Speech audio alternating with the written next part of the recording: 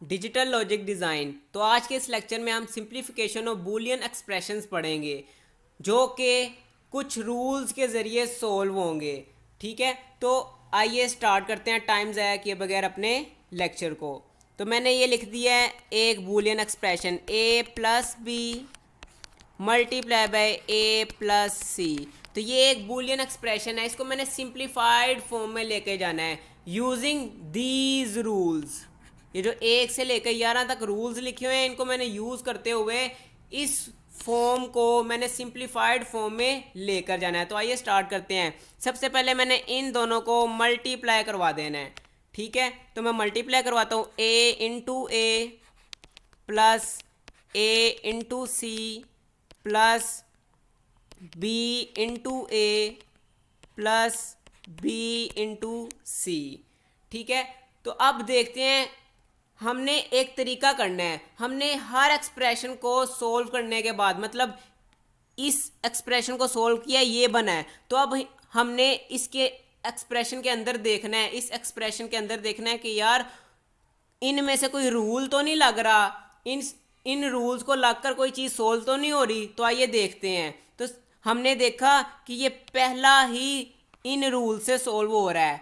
देखें ये rule number 5 a into ए होता है, तो हम इसको एक a लिख देंगे। बाकी हम देखते हैं, बाकी हमें नज़र आ रहा है कि कोई सोल्व नहीं हो रहा, उसको हम वैसे का वैसे ही लिख देते हैं b dot A plus B dot C. फिर हमने देखा इन तीन टर्म में से एक ए कॉमन आ रहा है, मतलब ए कॉमन आ रहा है, तो 1 plus C plus B dot C. ठीक है, फिर हमने देखा कि यार एक रूल है ये वाला a plus 1 is equals to 1। अगर हम इस ब्रैकेट के अंदर 1 प्लस सी को ब्रैकेट में लिख दें प्लस बी, तो कोई फ़र्क तो नहीं ना पड़ेगा क्योंकि प्लस हो रहा है, कोई मसला ही नहीं है। बी डॉट सी वैसे की वैसी। अब देखें ये वाली टर्म इस रूल से 1 हो जाती है, मतलब 1 इधर लिख दूंगा, ये पूरी टर्म, ये वाली पूरी टर्म बूलियन एक्सप्रेशन ये वाली पूरी इस रूल के ज़रिए 1 हो गई प्लस बी डॉट सी। ठीक है, तो फिर हमने देखा कि यार दोबारा रूल अप्लाई हो रहा है यही वाला, तो 1 प्लस ए, मतलब मैंने आपको बताया था वेरिएबल कोई भी हो सकता है, ये सिर्फ रूल को रिप्रेजेंट किया गया है। अब b प्लस 1 b 1 के इक्वल होगा। ठीक है, वेरिएबल कोई भी यूज़ कर सकते हैं, मैंने a यूज़ किया, आप b भी यूज़ कर सकते हो, c भी यूज़ कर सकते हो। ठीक है, लेकिन फ़र्क सिर्फ इतना है कि वो रूल ऐसे ही लिखा होना चाहिए, जैसे a plus 1 is equal to 1 है, आप इसको ऐसे नहीं लिख सकते b plus 1 is equal to 0। आपने रूल चेंज नहीं करना। ठीक है, आपने रूल को वैसे ही रहना है, लेकिन आप वेरिएबल चेंज कर सकते हो। आप a की जगह b भी लिख सकते हो, c भी लिख सकते हो, d भी लिख सकते हो, कुछ भी लिख सकते हो। ठीक है, तो इस तरह देखा b प्लस 1, तो क्या हुआ हमारे पास ये पूरी एक्सप्रेशन 1 हो गई प्लस b डॉट सी। तो फिर इसको आगे फर्दर सोल्व करेंगे a इंटू 1। अब देखो a इंटू 1 क्या होता है, ये इस एक्सप्रेशन से हमें पता चल रहा है a इंटू 1 a ही होता है प्लस बी सी। तो अब देखते हैं a plus b c solve हो रहा है, नहीं जी, ये हमारी सिंप्लीफाइड फॉर्म है, सिंप्लीफाइड फॉर्म। तो उम्मीद करता हूँ कि आपको ये बूलियन एक्सप्रेशन इन रूल्स के ज़रिए सोल्व करना आ गया होगा। तो आइए अब नेक्स्ट सवाल को सोल्व करते हैं ताकि आप और अच्छा सीख सकें। तो ये रहा मेरे पास एक्सप्रेशन नंबर 2 जो कि a प्लस बी स्लैश, इसको हम बार भी लिख सकते हैं, इसको हम ऐसे भी लिख सकते हैं, इसको हम ऐसे भी लिख सकते हैं, बात एक ही है। ठीक है, a प्लस बी बार और a स्लैश प्लस सी। ठीक है, तो आप इसको सोल्व करना स्टार्ट करते हैं। तो आपने देखा कि पहले मैंने 2 एक्सप्रेशन को यूज़ किया, अब मैं 3 एक्सप्रेशन को सोल्व करूंगा। आपने देखा क्या कि मैं थोड़ा थोड़ा डिफ़िकल्टी लेवल पर जा रहा हूँ। मैं ये नहीं कर रहा कि सिर्फ आपको एक छोटा सा सवाल करवा कर चलो भाई खुद ही करना बाकी सारे। मैं आपको डिफ़िकल्टी लेवल तक लेकर जाऊंगा कि कहाँ किस हद तक ये सवाल जा सकते हैं और किस हद तक आपसे एग्ज़ाम में पूछे जा सकते हैं, ठीक है। तो आइए अब इस पार्ट नंबर 2 को सोल्व करते हैं। तो सबसे पहले मैं क्या करूँगा, मैं इन दो टर्म्स का प्रोडक्ट ले लूँगा। तो करते हैं, A into A plus A into B bar या बी स्लैश कुछ भी कह सकते हैं इसको, प्लस बी इंटू ए plus B into B slash, ठीक है। इसी तरह ए स्लैश सी, इसको ऐसे ही रहने देना, ठीक है। तो अब हमने देखा क्या, मैंने आपको बताया था कि हर टर्म को देखना है कि वो रूल से सोल्व हो रही है कि नहीं। ये इस टर्म से ये वाली टर्म बनी है, तो इस टर्म में अब देखना है कौन कौन से रूल लग रहे हैं। पहली टर्म में कौन सा रूल लग रहा है, देख के बताएं ज़रा। रूल नंबर 5, ए इंटू ए होता है, ठीक है। फिर ए इंटू बी बार में कोई रूल लग रहा है नहीं, ये वैसे का वैसे ही लिख देंगे। फिर बी ए में भी कोई रूल नहीं लग रहा, तो इसको भी हम बी ए लिख देंगे। फिर वेरिएबल कोई भी हो सकता है, मैं आपको फिर बता रहा हूँ, वेरिएबल कोई भी यूज़ कर सकते हैं। अगर आप इधर मैंने ए लिखा है तो आप बी भी यूज़ कर सकते हैं, सी भी यूज़ कर सकते हैं इस पूरे रूल्स के अंदर, ठीक है। तो अब बी डॉट बी स्लैश, तो इसका कोई रूल है, देखें ज़रा, तो जल्दी आप देख कर बताएं। बी इंटू बी स्लैश का कोई रूल हो जो आपको नज़र आ रहा हो। जी हमें नज़र आ रहा है। वेरिएबल कोई भी हो सकता है, ठीक है। इधर ए वेरिएबल से रिप्रेजेंट किया गया रूल, लेकिन है वही चीज़, A into A slash is equal to 0, तो इसका मतलब बी इंटू बी स्लैश क्या होता है, 0, ठीक है।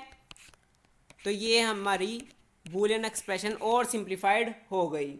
तो अब हम क्या करेंगे, अब हमने देखा कि यार इन तीन एक्सप्रेशन में से ए कॉमन आ रहा है, ए कॉमन ले लेते हैं। 1 plus b slash plus b, ठीक है। और ये वैसे का वैसे ही। तो हमने फिर एक रूल पढ़ा था कि अगर 1 में कोई भी चीज़ ऐड हो तो वो 1 हो जाती है, ठीक है, जो कि रूल नंबर 2 में ये कहता है, ठीक है। 2 में ये वाला रूल कहता है कोई भी चीज़ वेरिएबल कोई भी हो सकता है, ठीक है, उसमें 1 ऐड हो तो आंसर क्या आता है, 1। तो ये देखो 1 plus something is equals to 1, तो 1 प्लस बी बार और ये ए बार प्लस सी। फिर 1 में एक वेरिएबल ऐड हो रहा है, तो हमें पता चला कि दोबारा हम इसको 1 के इक्वल कर देंगे और बाकी बचेगा क्या, ए स्लैश प्लस सी। तो ए इंटू 1 क्या होता है, ए, तो हम ए लिख देंगे। फिर इसको फर्दर सोल्व करेंगे हम, A multiply by A slash plus C, तो ये बनकर जाएगा A into A slash plus A C. तो ए इंटू ए स्लैश का हमने कोई रूल पढ़ा था, जी पढ़ा था, ये देखें ए इंटू ए स्लैश क्या होता है, 0 के इक्वल, तो प्लस ए सी, तो हमारा सिंप्लीफाइड आंसर क्या आ गया, ए सी, ठीक है। तो ये हमारी बूलियन एक्सप्रेशन का सिंप्लीफाइड आंसर है ए सी, ठीक है। तो उम्मीद करता हूँ कि आपको ये भी समझ आ गया होगा। तो आइए अब नेक्स्ट क्वेश्चन की तरफ मूव करते हैं। तो नेक्स्ट क्वेश्चन हमारे पास क्वेश्चन नंबर 3 है, जो कि a slash into A plus A slash c slash plus a b slash plus b slash c slash plus b slash b plus b slash c. तो अब देखना कि हम पिछले वाले सवाल की निस्बत इस वाले सवाल को ज़्यादा डिफ़िकल्टी तौर पर सोल्व करेंगे, ठीक है। तो आइए देखते हैं इसको हम कैसे सोल्व कर सकते हैं। तो पहली एक्सप्रेशन में हम देख सकते हैं कि इस टर्म पर भी एक रूल लग रहा है, ए स्लैश इंटू ए, ठीक है। फिर इस टर्म पर भी एक रूल लग रहा है इस टर्म पर, ठीक है, तो वो भी यही रूल है, बस वेरिएबल चेंज है। तो आइए इसको अप्लाई कर देते हैं। इसकी जगह भी ज़ीरो पुट कर देते हैं, इसकी जगह भी ज़ीरो पुट कर देते हैं। बाकी में क्या हो रहा है, तो बाकी में अभी फ़िलहाल कुछ नहीं हो रहा, तो इसको हम वैसे का वैसे ही नीचे उतार देंगे। a slash c slash plus a b slash plus b slash c slash plus b slash c. तो अब हमने क्या देखा, अब हम देख सकते हैं कि इन दो के अंदर अगर हम बी स्लैश कॉमन ले लें तो सी प्लस सी स्लैश के लिए एक रूल आता है हमारे पास, जो कि इधर मैं 12 रूल में लिख रहा हूँ। A plus A slash equals to 1 होता है, ठीक है। ये एक 12 रूल भी मैंने लिख दिया। तो आइए देखते हैं, a slash c slash plus a b slash plus b slash तो कॉमन ले लेना है, सी स्लैश प्लस सी, और वेरिएबल कोई भी हो सकता है लेकिन उसका लिखने का मेथड एक ही होना चाहिए। मतलब A plus A slash C plus C slash किसके इक्वल है, 1 के। तो आइए इसको 1 पुट कर देते हैं, a b slash plus b slash 1, ठीक है। तो ये हमारे पास एक्सप्रेशन कुछ इस तरह से बन जाएगी, a slash c slash plus a b slash plus b slash.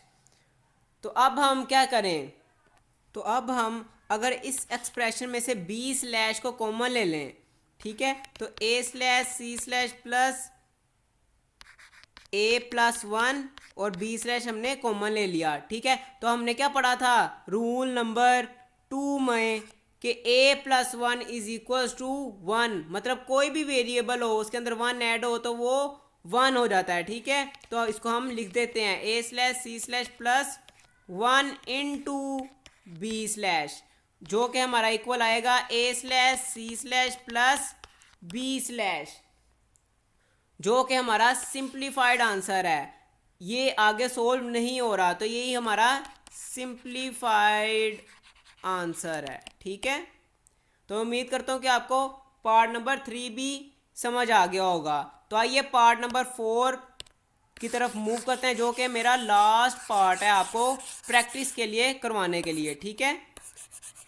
तो उस पार्ट को करने के बाद आप इस काबिल हो जाएंगे कि आप कोई भी बूलियन एक्सप्रेशन को सिंप्लीफाइड फॉर्म तक लेकर जा सकते हैं, ठीक है। तो आइए स्टार्ट करते हैं पार्ट नंबर 4 को। तो पार्ट नंबर 4,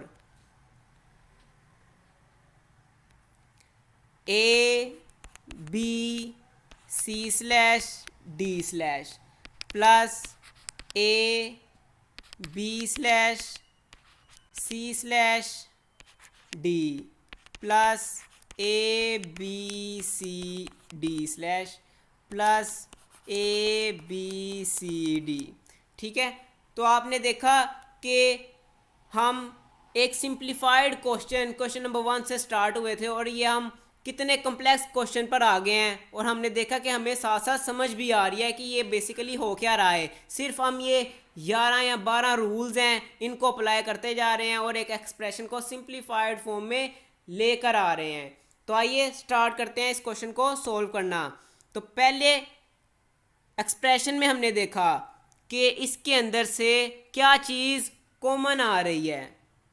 तो हमने देखा कि इन दो एक्सप्रेशन में A B C slash common आ रही है और बाकी अंदर बच क्या रहा है, डी स्लैश प्लस डी, ठीक है। इसी तरह हमने इन दो एक्सप्रेशन में देखा, इन दो एक्सप्रेशन के अंदर चले आप बताएं कि क्या कॉमन आ रहा है, ए बी सी, और अंदर बच क्या रहा है, डी स्लैश प्लस डी, ठीक है। तो डी स्लैश प्लस डी हमने एक रूल पढ़ा था, अभी पिछला सवाल सोल्व किया था, वो था रूल नंबर 12 कि कोई भी वेरिएबल हो उसका स्लैश उसके अंदर ऐड हो रहा हो तो आंसर क्या आता है, 1।